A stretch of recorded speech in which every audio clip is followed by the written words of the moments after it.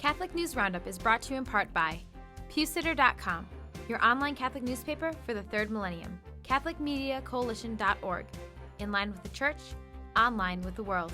And TheAmericanCatholic.com, politics and culture from a Catholic perspective.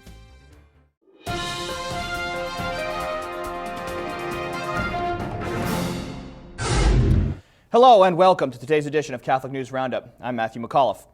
Homosexual help groups trampled. If Canadian Parliament accepts the proposal, individuals suffering to overcome same-sex attraction will soon have no place to get help.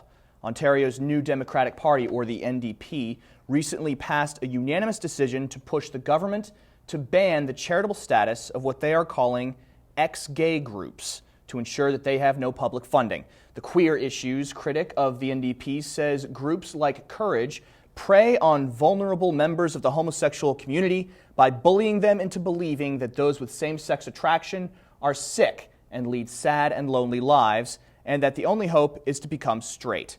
The Evangelical Fellowship of Canada is fighting the proposal and points out that such an action by the government would be an insult to the country's long-standing recognition of charities dedicated to the advancement of religion. Please read the full article on our resource page by clicking the link right over here. Sexual rights for minors. The International Planned Parenthood Federation has released a document titled Exclaim, directing children of any age to explore different avenues of sexuality and directly attacks the protective role of the parent.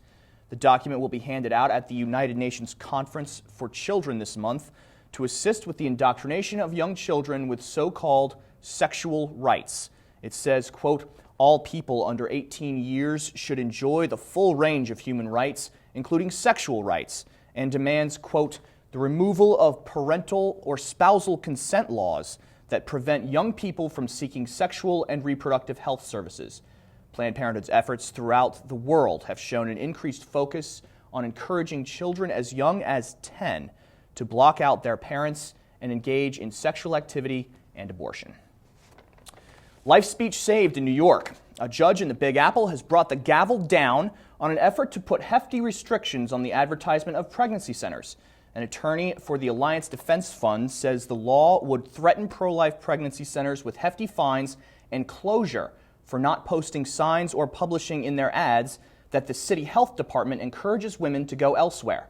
Federal Judge William Pauley has issued a preliminary injunction against the law, calling it vague and unconstitutional, saying, quote, its overexpansiveness is evident by its very language. Pauley was also especially critical of the city council for being so eager to target crisis pregnancy centers with the new law, apparent by their approving vote of the ordinance 39-9. Stay with us. We'll be back in just a few seconds. Catholic News Roundup is brought to you in part by NewOxfordReview.org, the voice of Catholic Orthodoxy, in print and on the web, and RenewAmerica.com, expanding the influence of America's grassroots in the cause of freedom. Sterilization Scandal. After being sterilized against their will, victims in North Carolina are crying out for reparation at a public hearing held by the state. Victims as young as 10 years or old were coerced and in some cases even forcibly sterilized between 1929 and 1974. 70% were women, and African American were particularly targeted with excuses like they were not getting along with schoolmates or because they were assumed to be sexually promiscuous. Surviving victims are asking the state of North Carolina to pay them each $50,000, but the state is discussing $20,000 apiece for budget reasons. Victims say they consider $20,000 insulting and degrading.